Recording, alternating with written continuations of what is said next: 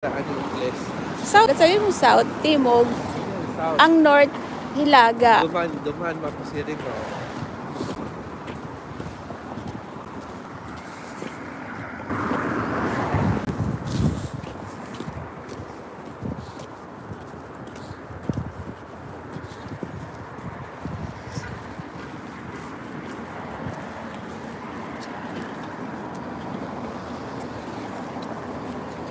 Hindi tatawid kami dito sa may intersection. Ito, gasolinahan.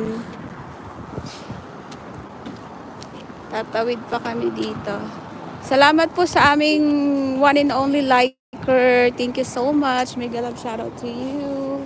Tatawid lang kami dito. Good morning. Yeah. Yes, it is. Finally.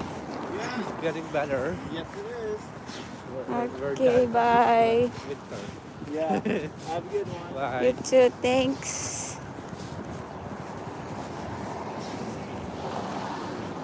Ayan,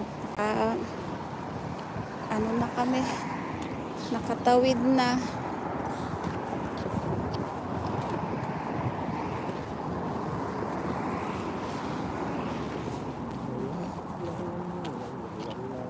Ganda ang panahon ngayon.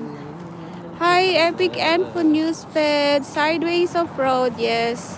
We're on the side of the road. Oh, that's a school bus. School bus. Mega love shout out to our live commenter. We have here Sis Lovey 88. Magandang gabi sa inyo dyan. And also to Epic Info Newsfed. Mega love shout out to you. Welcome back again to our channel. Thank you for dropping by. So now here, this is another bus stop. Yan ito sabi kong mayroong ano dito, tambayan.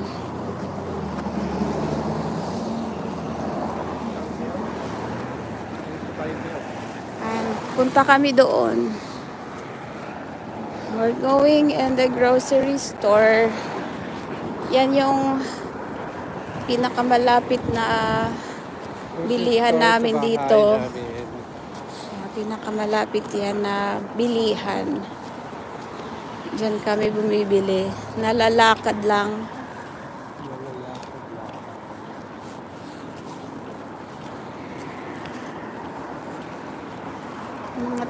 May mga townhouses for rent dito.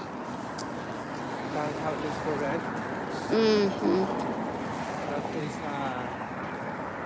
actually subsidized area. Naririntahan. Low income housing. Baka naman naka-start dyan. Hindi kang mag-rent. Ito iba man to. Ah? Mga houses na. Mga bahay. Ito yung dito. Townhouses man baga. Yan, malapit-lapit na kami.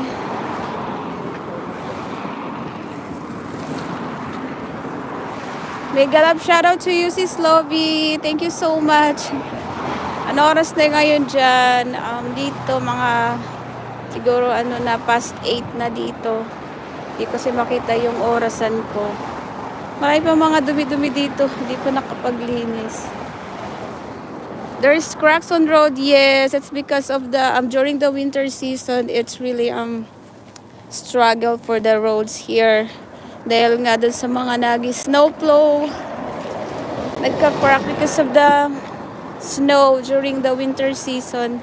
Kaya nagka-crack sila. And during the summertime, they're going to fix all those cracks. Mga sira-sira sa daanan. They're working on that during summer. May mga doves dito, pinakain na naman nila. There are some Samaritan people feeding those birds. Pigeons. Mga pigeons, mga dove. Mga rock dove ang tawag sa kanila. Yan o.